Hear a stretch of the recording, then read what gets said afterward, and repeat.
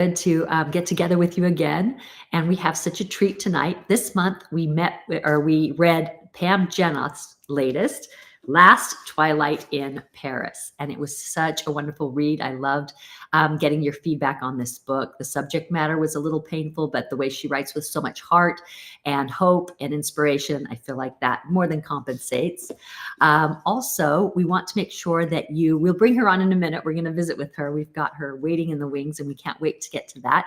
But first, be sure to like and share this video to be entered to win $50 gift card to the Brenda Novak store. That helps other people find the feed. And I know that our book group is large and it helps them out a lot. So please do that for us. Also, put in the comments where you're joining us from. It's always fun to see that, and it allows other members to kind of see who's in their area. So for those of you who are new, every month we read a book together. We have a featured read. We read it together. And then on the last Thursday of the month at 5 p.m. Pacific time, 8 p.m. Eastern, we interview the author of the book that we read. And you can get an autographed copy of all the books that we feature in the Brenda Novak book boxes. It's not a prerequisite. It's just a fun extra. And our authors are kind enough to sign hundreds and hundreds of copies for us. And we're so grateful for that because it adds just such a nice little touch. And I love collecting autographed books. It's one of my favorite things to do. So this year we have been doing the Brenda Novak book boxes for 8 years. This is our February anniversary box. So they are hitting all of them. Most of them have been delivered. We had to go just a little late this month because these fabulous molds, which turn out so beautiful, they make the most beautiful heart-shaped candle. They were late and we could not get them any sooner. So we got them out as soon as we could. And we were lucky that we were able to get them out by this party. So we will be careful not to give away spoilers in case you haven't finished your reading yet. So we'll talk about the book and the inspiration, things that hopefully add to the enjoyment of reading the book and keep your interest piqued in Pam and what she's doing in her other books as well while you read along in this book. So 8 years means that we have been doing, I got to make sure I get my numbers right. We have been doing the boxes. We've done 96 different boxes, which means we've had 96 book group reads and we've had 96 book group meetings. It's hard to believe I've done this almost 100 times. And it also means that Alexa has had to procure and design at almost 500 separate items. Many of them are branded one-of-a-kind things that you can't get anywhere else. And they come mostly from small businesses because we love to support small businesses. So we want to thank you for supporting small businesses and authors and publishing and reading. We feel like we have created something special with this group. And it's because of you guys that it is special. The heart that you put into it and the friendship that you offer and your support has been wonderful. So it's been so rewarding. So thank you for being part of the fun. And we hope that we'll be able to go another 8 years at least. We'll see what Alexa can come up with in these boxes in the future. I feel like asking her, like, is there anything new you haven't done? But she always comes up with something new, and we have some really fun things coming up. So we wanted to do something special because this was our anniversary box. We decided to do the Galentine's party, which was supposed to be on February 13th, but we couldn't do it that day because of the delayed molds. But it's going to be just as great tonight because what we're celebrating is friendship, and you're never too late for that. So we're going to have a great time. So we'll be having the book group meeting for 30 minutes, and then we'll be switching over to Zoom. So if any of you have not gotten the Zoom link that we have sent out many times, please email store@BrendaNovak right now so that we can get you on, because we don't want to leave anybody behind. This is anybody who got February's box or who purchased a ticket separately. We will be moving to Zoom, and it's not hard. You don't have to download any software. All you do is you click on the link. It'll take you to a page where you'll be tempted to click the big button in the middle. Don't do that. Look down. It almost looks like it's small print. On the very last line, it says to join with your browser, and that's what you will click, and it'll take you there with Safari or whatever your browser is. Chrome is probably always, at least works best for me whenever I do most online things. So if you have any trouble, you might even try it right now. You don't have to leave the meeting to do it. You can open up a separate window and you can make sure you get in there, and then you can just leave that window up so that when we switch, you can just switch over very easily. So hopefully everybody will have a smooth transition to the Zoom, and we can have a fun party afterwards. So if you need help, then definitely email store@BrendaNovak.com. Alexa is standing by to make sure she can get everybody in so that we can offer the help that you want. So It's not going to be hard.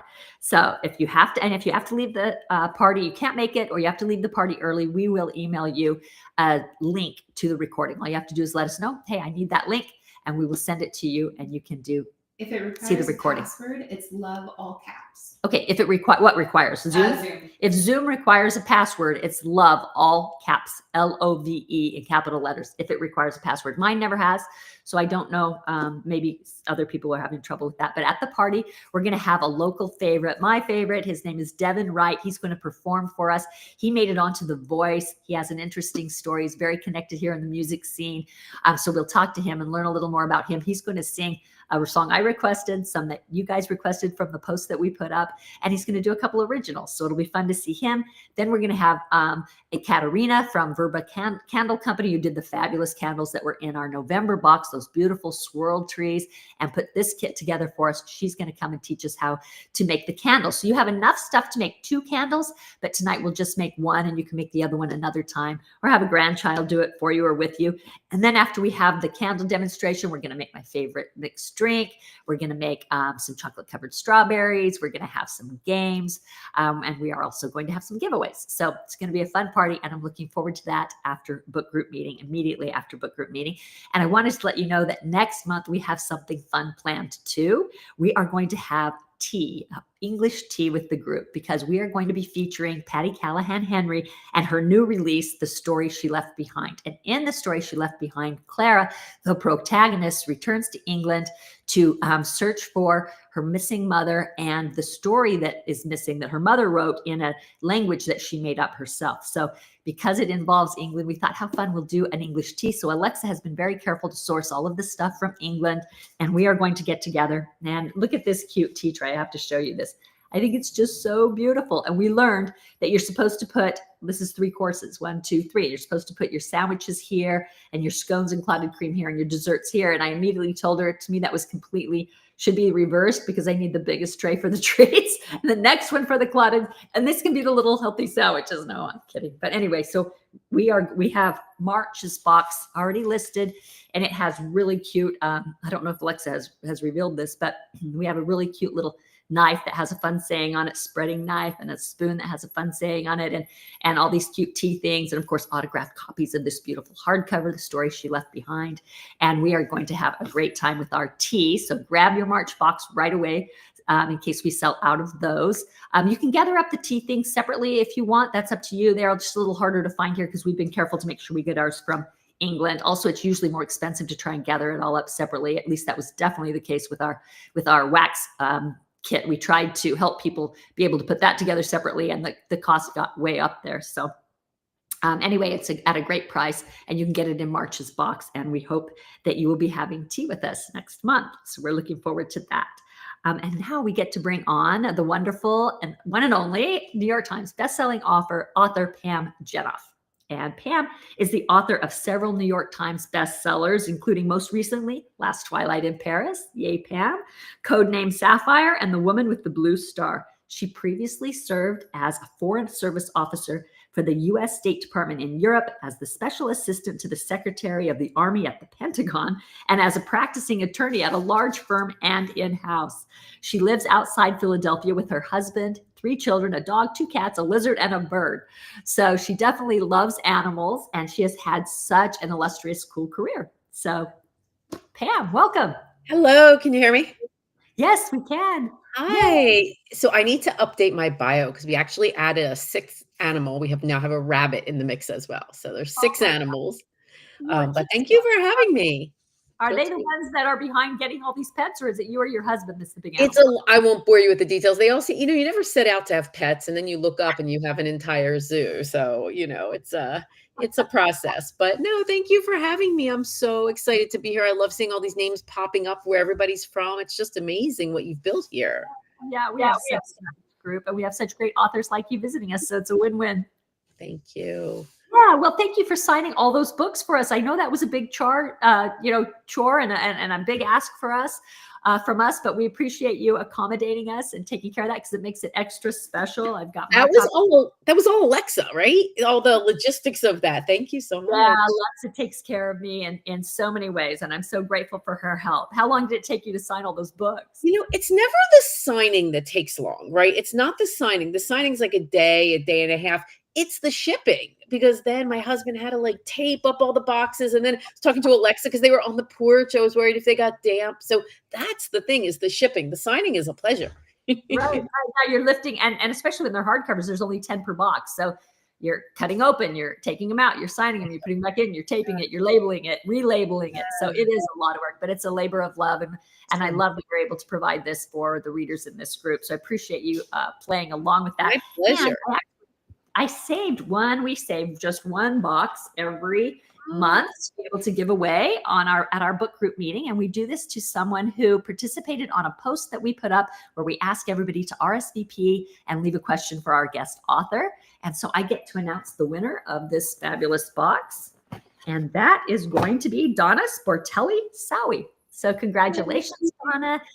This box is yours, and we have a giveaway claim form on my website. We will do a post naming all of our winners, and it'll give the link to that claim form. It's the only way I ever take in information because it's the only process we have for getting out all the giveaways we do, and it's safer for you. So we will put that up with the link to the claim form. So anybody who wins something tonight, we hope that you will go on and fill out that form. So Pam, why don't you tell everybody how you got your start? My start. So, would you believe that April 8th this year will be 20 years since my first book was accepted for publication? It was a Friday. I still remember. It'll be exactly 20 years. So, I was one of those little kids who always wanted to be a writer. Like my 5th grade yearbook said the next Judy Blume, which was really funny when I met Judy as an adult. I showed her that. I was like, huh? So I always wanted to be a writer, but like many people with big projects and big dreams, I never got started. Like it's kind of in your closet and you really want to get going. And so I was a diplomat and I lived in Europe and did all these things. And when I came home, I went to law school, which was kind of the practical thing. I mean, I love lawyers. I love law school. I teach law school, but that's where I went. And then what happened was actually 9/11. I started practicing law on September 4th of 2001. And 1 week later, when 9/11 happened, I just had that mortality moment where I realized that I didn't have forever to get started on my writing dream. So I took a night course called Write Your Novel this year. And I started working. But of course, I was still an attorney, lots of student loan debt. And it took 5 years till that first book was accepted for publication. And then it actually took exactly 10 years from the date my first book was published, Commandant's Girl, until the date I hit the New York Times was another 10 years. So it's been a very long road. I'm so grateful. Well, and I found it very interesting that you actually lived in Poland. Am I right? As a diplomat? What was that? I was sent to Poland. So imagine this. It was in the mid 1990s. And I'm like this, I was in my early 20s. You can all figure out. I'm like 53 now, but I was in my early 20s. And the State Department sent me to Poland. And if you imagine going halfway around the world before we had cell phones and before we had the internet with no friends or family, I was very much alone in that part of the world, which was just developing, right? After the communist era.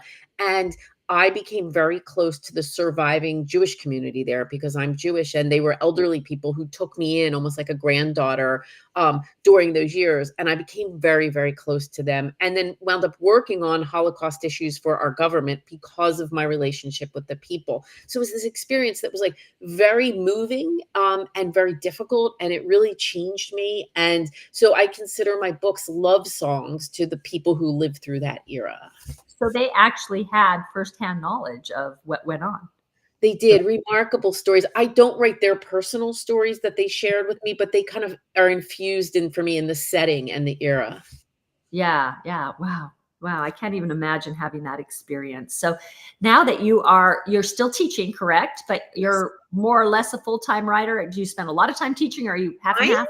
Half and half. So I am full-time faculty at Rutgers Law School. I've been there for 15 years. I adore it. My students are wonderful. They are a lot of first-generation college, such as myself, and they're super unentitled and hardworking. And I love it's just a joy to help them get where they're going. So love teaching.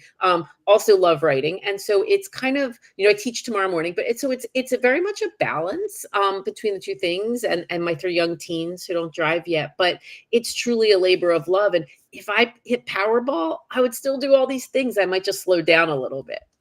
Yeah, yeah. I didn't realize that you were putting quite as much work in on the faculty side. But so what's your day to day like? Do you go to school every day or Monday, Wednesday, Friday, and then you write in between? Are you still getting up early? I know at one time you'd get up and write from 5 to 7 when you were working.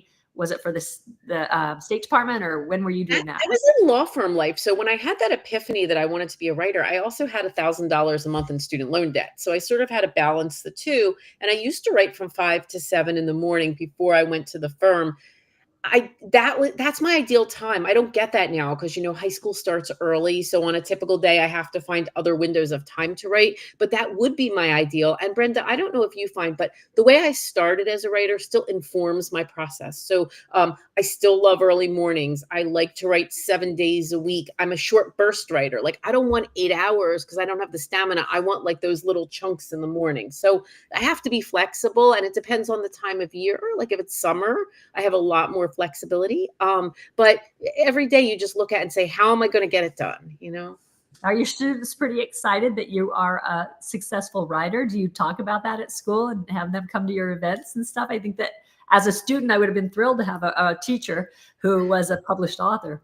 So I teach a lot of first year legal law students, and I teach them legal writing among other things. And they are so overwhelmed by the first year that oftentimes they have no idea that I write books until at some point in the year. But I do bring a ton of fiction writing to my students. I bring jumpstarting creativity, knowing yourself as a writer. And if they are intimidated to show me their work, I will tell them to go online and see all the really awful things people have said about my books, kind of to break down that fear.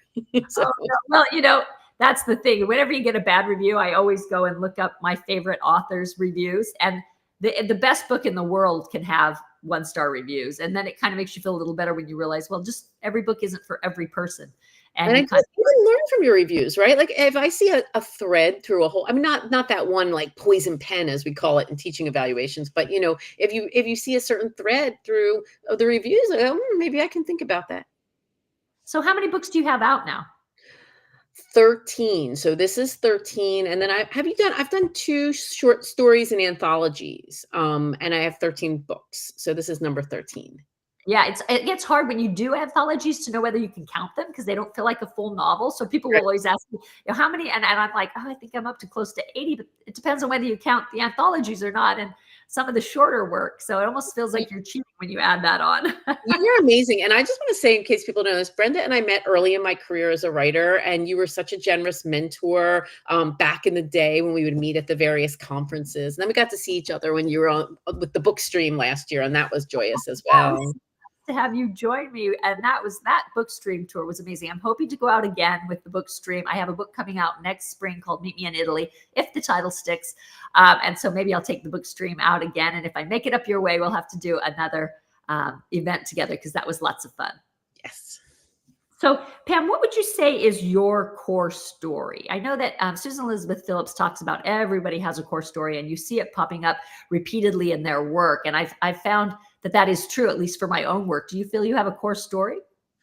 I've never thought, that's such a good question. I've never thought of my core story. I think there's more for me of a core theme that runs throughout my books, maybe 1, maybe 2 themes. And so what I really have learned through these 13 books and through my years of work, because I've been working with the war for more than a quarter century at this point, is that history is not made up of these great battles and proclamations that we learned about in school. It's actually made up of an infinite number of individual people making decisions. And so I want people to identify with that theme and to ask themselves, what would I have done with each of these books? That's what I loved about this book in particular, is that you can think of, macro, what's going on. And we learned a lot about World War II, but when you bring it down to the personal level and how it affected individual people, and you come up with some of the things in your books that, like you talk about in the author's note, with, that just kind of excite you. And in that moment that you've got a story, and that's the little seed you want to build it around. I mean, I feel like that just makes it so much more shocking and real, because you hear the broad sweep of it, but it isn't until you bring it down to that micro level and how it affected individual people that you truly get a sense of the pain and everything that went on during that time period. So yeah, so hats off to you for finding those hidden gems and making it so personal that we can experience that with the people. I think it makes us definitely understand more about what happened and how it affected people, because that's still playing out in the ripples today. Everybody who went through that, and they still, their children, it leaves a scar. And so you get this ripple that goes through. So it brings, I think, much more understanding. So did you come up with the title for Last Twilight in Paris, or how did this come about? Do your titles stick? Because my titles never stick. And I'd love to share a 30-second anecdote about a different one. This one I originally was calling Watch Me, and that was because of the words that are inscribed on the necklace that Louise finds in the opening chapter of the book. But that was too thrillerish, and so we go through all these iterations till we find titles. But I must tell you, my favorite title story was it was 14 years ago. I had baby twins, right? And sorry to be graphic, but there's a lot of women here that, when you're feeding baby twins, you have no free hands. And I'll never forget, I had written a draft book called The Anniversary Clock, and it was a different publisher, and my phone rings, and the grandbubby of all editors is on the phone. And I'm like this with the twins. And she said, "We hate the title, The Anniversary Clock. We're changing it to The Things We Cherished, Click." And that was how that one got changed. Now, I will say at my current publisher, things are much more collaborative than that, but my titles usually change.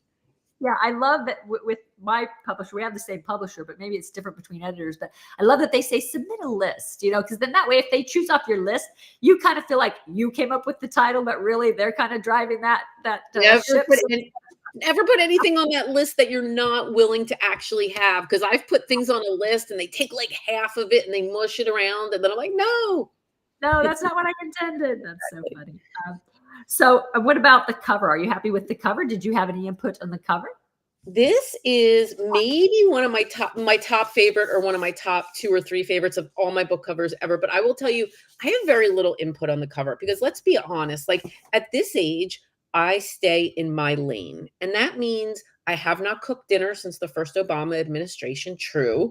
And it means I don't make anything look nice in life. Not my house, not my children, not myself. I'm just, it's not my space. And I have no visual aesthetic, is why I tell you this. So I don't know how to make things look nice, but we are so blessed that there are people at our publishers who this is their gift, right? That they can do this. And sometimes you go through 2 or 3 or 4 covers before they hit it, and sometimes you hit it right out of the park. And I just love this one so much. This one, the color, it's very appealing. I mean, my very first book, Of Noble Birth, was a historical, so I thought I was going to be a historical writer.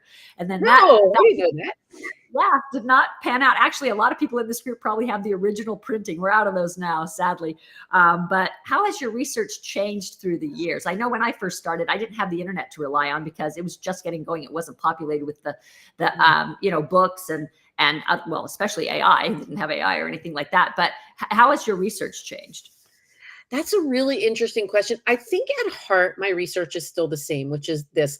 I don't always have the ability to like jet off to Europe to do something, but we're very lucky, especially now, because so much of what we need is online. So the biggest difference are the online databases, whether it's the U.S. Holocaust Museum, Yad Vashem, or the Wiesenthal Center, or even the National Archives or the Library of Congress. They all have these rich online databases that we have access to find those first ideas. Now, once I have an idea, I feel like a lot of the research is the same as it's ever been. So I use periodicals, memoirs, photographs, maps, correspondence, and if you're really lucky, someone has written an amazing nonfiction book on your subject. So 8 years ago, I was at my office at Rutgers, and I was working on a book, The Orphan's Tale, which had German circuses that shelter Jews, inspired by a true story. And I walked across campus and I pulled a book off a shelf in the Rutgers library that was called Jews in Popular German Entertainment, like 1890 to 1950. I'm paraphrasing here.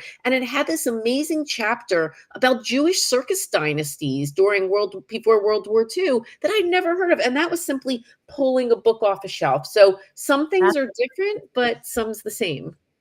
Yeah, that's great. Well, Twilight in Paris involves a Parisian department store, a mysterious necklace, and a woman's quest to unlock a decade-old mystery. Did you know how you were going to solve the mystery before you started writing, or did that develop as you built this story? So, Brenda, are you a plotter or a pantser? I'm a pantser. I'm a pantser. Right. So we all know for other writers have probably said that plotters, they have an outline and they make it neat and, go sequentially. And we pantsers don't do that. Like we have an idea and we go blah for months. At least I do. And so why I say that is I don't know when the beginning was and when the end was because I start the whole thing at the same time. But I will say that I usually have an opening image and Uh-huh. then I usually have like a little bit of an idea where I'm going to wind up. And then across the way, if you're lucky, there's a couple high moments like lighthouses or suspension bridges that'll get you across. So I definitely Yeah. didn't know.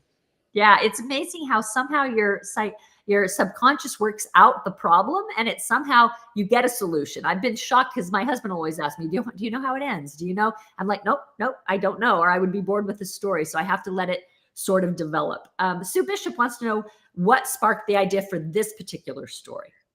So when I'm looking for this book idea, I'm looking for kind of a gasp, something that is so fresh and untold that even after a quarter century, it makes me gasp because I've never heard it. And in the case of Last Twilight in Paris, it was really learning about this store in the heart of Paris. And I call it a department store. In reality, it was a furniture store called Levitan. I'm pronouncing that horribly, but that's the name of it. And this was a former store that the Germans took over and they forced Jewish prisoners to live on the top floor dormitory style and to sort and sell the plunder from Jewish homes. And in some cases, they sold it right on the floor of the store to German officers. And this was this horrific gasp for me. And then if it's the right idea, I have questions. I want to know what were the people's lives like in the store and what did the people outside know? Yeah, that was really something that was shocking to me too. I had never heard that aspect of history, so I loved learning something new as well as taking this journey. So now we're going to have a live viewer come on because she has a question to ask you. Her name is Jill Buck. So Jill, you want to come on and ask Pam your question in person? I There she do. is. And my question kind of goes along with what you were just talking about. How did you find out about the department store and did you just stumble across it or was it something you were looking actively for? Like you found the circus people? So I'm going to be honest, most of the time I actively look for an idea. So if I may be completely candid in front of lots and lots of people online, I think publishing is very difficult these days. And so, once upon a time, I'd be like, I'm going to write this. And my publisher was like, great. And we went on our way. But I think now you're always looking kind of for the right idea. And so I can find an idea 5 or 6 times that I'm super excited about that maybe isn't the right idea. So I do a lot of digging. So it would be hard for me to know what database I was first in when I heard about the store or what article, what the source was for this. But it was that moment that grips you. Now, other times you might find a little nugget in a news story, which you tuck away for the next book. And I've done that. And you hope nobody else writes it before you do. But in the case of this one, it would have been something that I would have found. And, I gasp and then I have questions and I start doing more research and work it up to see if it's a good idea. Thank you. Awesome. Thank you for joining us, Jill. So nice of you to come on. We have another live viewer that's going to come on in just a second. But before we bring her on, Michelle Porter wants to know, where did you get the idea for the heart necklace with 2 pieces? I think it's called a mizpah or something. It's called a mizpah. I'd love to tell you about this. I actually saw mizpahs as a child. Like I would have one or my mom would have one, but I never really knew where they were from. And so if I can just give a tiny bit of background for those who haven't started the book. The book actually opens not during the war. It opens in 1953 London. And we meet Louise, who's a wife and a mom, and she's trying to adjust to post-war life. And one day while working in a secondhand shop, she finds this necklace and it's called a mizpah. Most people don't know that when I say the word until I describe it, and then you know what I'm talking about. So it's either a circle with a heart on it, or it's a heart-shaped necklace, and it breaks into 2 pieces so that you can wear one half and someone you love can wear the other half when you're separated. The word mizpah is Hebrew and it means watchtower. And this necklace usually has an inscription on it. It says, "The Lord watch over thee and me when we are apart from each other." And it became very popular in World War I when a soldier would go off to fight and they would hang on to one half and give a wife or girlfriend the other half. And so this is a mizpah, and Louise finds half of it in this box in England, and she believes it has great significance toward what happened to a friend of hers during the war. Yeah, Franny was an interesting character. Anne-Marie Kayeth wants to know, how long did it take to write this amazing book? So that's a really interesting question. I used to write book a year, book a year. I was very quick, but I'm older. The books are harder. And Brenda, I don't know. You're like a machine. I'm super envious of you, but I just can't.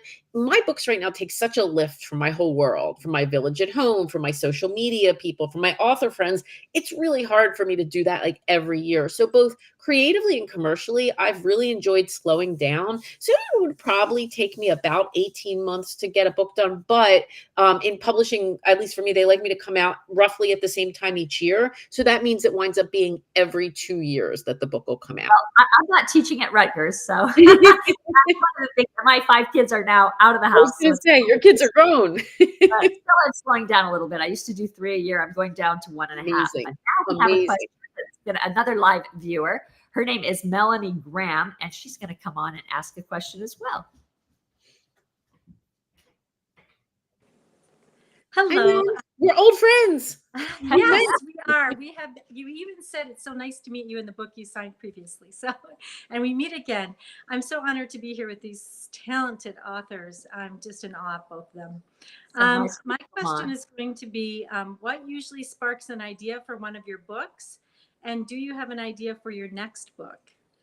So what really sparks the idea for me is this gasp, this piece of untold history where I'm like, I didn't know this. And then, you dig and I ask questions, or I want to know, questions pop up. And then the next thing I actually ask myself is, can I write this respectfully? Because as I've told you, I regard these books as love songs to the people who lived through the era. And so if the answer was ever no, the book would go no further. And so it's really, it's really very personal to me in that way. I do have my idea for the next book. It is an idea, not that I dug, but an idea that popped up and I said, oh, I really want to put that one over here, because I don't know about you, Brenda, but I don't let myself start working on the new book till I'm done, because you can't play with that shiny new toy in the corner before you clean up the mess in front of you. So I do have this idea. I will tell you that it's 20th century historical fiction, but maybe a different sort of location. Oh, so excited. Yeah, so a little bit of a divergence for you? It's still, because even in my current 13 books, there are the World War II ones, but I have written a book set just after World War I, The Ambassador's Daughter, and I wrote a book, World War II on the home front in Philadelphia and Atlantic City, called The Last Summer at Chelsea Beach. So I don't think it's a departure. I think these are all just different facets of the era. Got you. Well, we are getting very close to our party, so we're going to have to wrap up. I'm going to give you one more question. Thank you, Melanie, so much for joining us. It's so sweet of you. And hopefully we will see you in the Zoom following. We have, for the last question, I think it's a really interesting one. Laurel Whitney said, what's something that would surprise us about you, either currently or in the past? Not much, because honestly, I'm an open book. Like, you all know I'm a hot mess. You all know, like, my background never looks nice. Like, I have the same thing all the time. But what would surprise you? I'm a 2nd degree black belt in karate. There you go. Wow, that does surprise me. And how long have you been doing karate? I started karate when I was like 11, and I went really solidly for a time. And then when my kids were little, I took them pre-COVID. And recently, now that they're old enough, I have, like, just for myself, for a little self-care, gone back every so often when I don't have to drive them on a Saturday. So my simple bucket list is, I'd like to travel more. I'd like to be an old lady at the beach, and I'd like to get back to karate. So, yeah. Awesome. Well, I hope you're able to get back there. Thank you so much for joining us. We will see you on the Zoom. We'll let you switch over there. I'm going to just do a few closing remarks here, and then I'll meet you over there in Zoom. Okay. Thank you so much. Okay, I'm going to pick 3 live viewers to win a $10 gift card. Let's see. We love to do this because it rewards people for hanging out with us here in the book group meeting that's live. And we will pick, let's see, how about... Let me look. It's kind of hard to see. There we go. How about Linda Epps Dillon? And then we are going to have Angela McVeigh. Thank you so much. And how about Darlene Quinn? Okay, so congratulations to you 3. Thank you for joining us tonight. And I get to announce our top 10 before I switch over to Zoom. The top 10, these are the people who contribute the most in the book group by liking, sharing, commenting, and Facebook picks them. I don't. And we just love to reward them because it's what helps us get our posts out to other people, because Facebook doesn't always show you what we post in your feed. So it helps get in people's feed when people comment and have activity on it. So thank you to Janet Roble, Nancy Brady, Cheryl Little, Nicole Duvall, Star Roybal, Marie Christensen, Virgie Lane, Sheila Golding, Jen Miller, and Maureen Gaddy. They are entered every time you make it into the top 10. You're entered into a drawing to win a whole year of Brenda Novak book boxes. We pick 4 winners and they share them. So they each get 3 boxes. So remember to read and record your February read by April 1st. We're giving you extra time since the boxes had to go out late. So you've got plenty of time to read the book. And if you record it by April 1st, you're entered to win the $100 gift card to the Brenda Novak store. We do a monthly drawing for everybody who goes to my website. Under the book group tab, there's a thing that says record your monthly read. It's a link. It's so easy to find, just at brendanovak.com. And you just record it by that deadline and you're in the drawing. And you don't have to meet that deadline every month in order to earn your pin for the year. You can read them at your leisure throughout the year, as long as you get them done by January 15th to earn your pin and to get into the grand prize drawing, which is a dedication in one of my books. So our March read is The Story She Left Behind by Patty Callahan Henry. And our book group meetings, again, are always on the last Thursday of the month at 5 p.m. Pacific time, 8 p.m. Eastern. And now we're going to head over to Zoom. We actually have several people whose birthday it is today, and they are joining us. And so we want to wish them all a happy birthday. And we picked randomly someone out of that group to win one of our fun birthday packages on the store. So congratulations to Gloria Petruska. So we are going to send you a happy birthday package. So we will put a link to claim that when we post all the winners. So happy birthday to you and other people who are joining us, and everybody who's got a birthday this month. Now let's switch over to Zoom.